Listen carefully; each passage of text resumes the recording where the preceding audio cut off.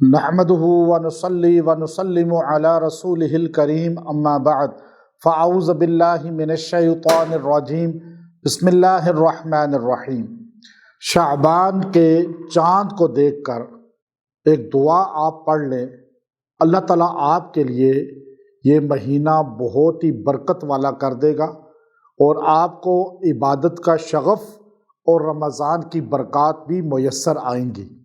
اللہ تعالیٰ آپ سے راضی بھی ہو جائے گا۔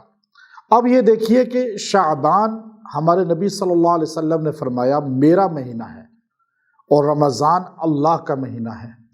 اب شعبان میں ہمارے نبی صلی اللہ علیہ وسلم بڑی کثرت کے ساتھ روزے رکھتے تھے اور باقاعدہ طور پہ شعبان میں امت کو خطاب بھی فرماتے تھے اور لوگوں کے اندر جستجو اور طلب کو بیدار فرماتے تھے، اور خطبہ موجود ہے آپ کا احادیث کی کتب میں جو آپ نے شعبان میں دیا، اور رمضان کی بھی فضیلت آپ نے بتائی۔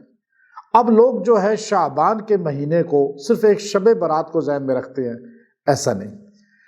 آپ پورے مہینے کو حضور صلی اللہ علیہ وسلم کا مہینہ سمجھیں، اور آپ جس مہینے سے نبی علیہ الصلوۃ والسلام پیار کرتے تھے، اپنا مہینہ کہتے تھے، اس مہینے کی برکات کتنی ہوں گی، اس میں عبادات کا ویلیو بڑھ جاتی ہے، عبادات کا اجر بڑھ جاتا ہے۔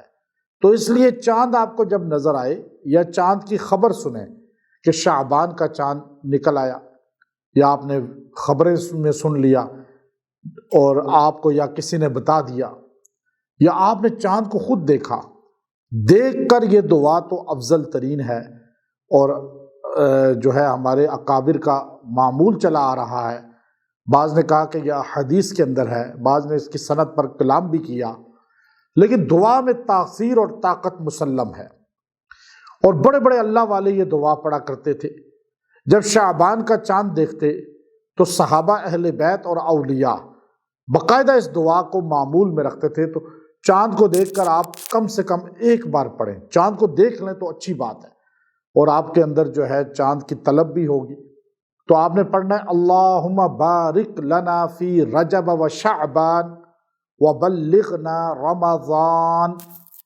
یہ دعا ایک بار آپ پڑھ لیں چاند کو دیکھ کر، تو اللہ تعالیٰ اس کی برکت سے آپ کے لیے مہینہ برکت والا بنا دے گا۔ اور پھر یکسوئی کے ساتھ بیٹھ جائیں، اگر چاند کو نہیں دیکھا تو آپ بیٹھ کر اس کو 40 مرتبہ پڑھ لیں اور دعا کر لیں۔ اللہ تعالیٰ یہ مہینہ آپ کو عزت، شان، برکت والا بنائے گا۔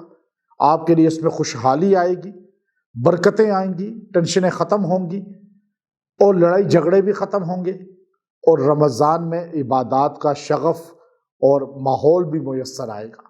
تو اس دعا کو اپنا وظیفہ بنائیں اور بچوں کو خاص طور پہ یاد کروائیں۔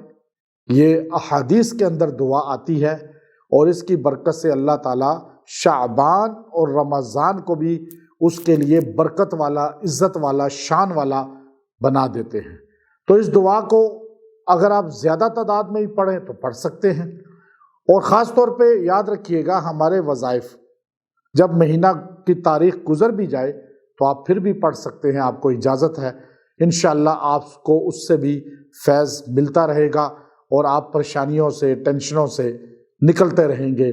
وآخر دعوانا ان الحمد للہ رب العالمین۔